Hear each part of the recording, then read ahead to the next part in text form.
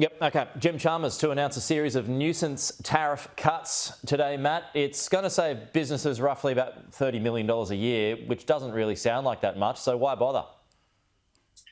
Well, for the nuisance value of it, you've got tariffs on imported products that go from chopsticks all the way up to white goods like dishwashers and fridges.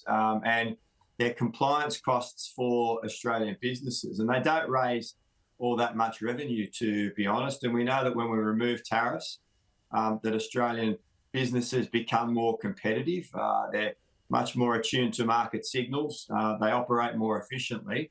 And given that these tariffs aren't raising much revenue, they're certainly not protecting Australian workers' jobs or consumers' interests, we think that it's the responsible thing to remove them and make sure that we're reducing those compliance costs for businesses. And hopefully some of those reductions in compliance costs will be passed on to consumers who are no tough at the moment with cost of living. Well, that was what I was going to ask you. I mean, does this, using those examples that you just outlined, does this mean the cost of a chopstick or a fridge is going to get cheaper? Well, hopefully it will.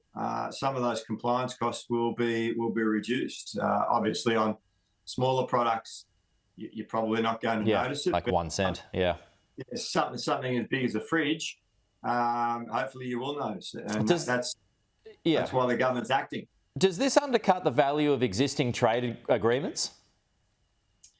No, it's in line with what we achieve through existing trade agreements, both multilaterally and through bilateral trade agreements. We've seen over, the past 40 years, really, that successive Australian governments have been reducing tariffs on imported products through those trade agreements. And similarly, Australian exports to those countries have tariffs in those countries removed. And it's all about ensuring that the system operates more efficiently and effectively, and that there's more competition because businesses are subject to market decisions and they're not standing behind protection walls to try and, continue into the future. So it's all about sending market signals, reducing costs for consumers, and ultimately making Australian business more competitive. Yeah, and presumably a lot of these products, they come from China. I mean, does anything change at that end?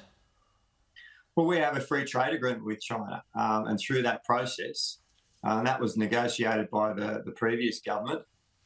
Through that process, there's a reduction in tariffs both ways on goods exported from Australia, and we export a lot to China. It's our largest trading partner, and similarly on products that they import into Australia. So they can be win-wins for both countries and for consumers in both countries. All right, Matt Thistlethwaite, good to see you. We'll chat to you again soon.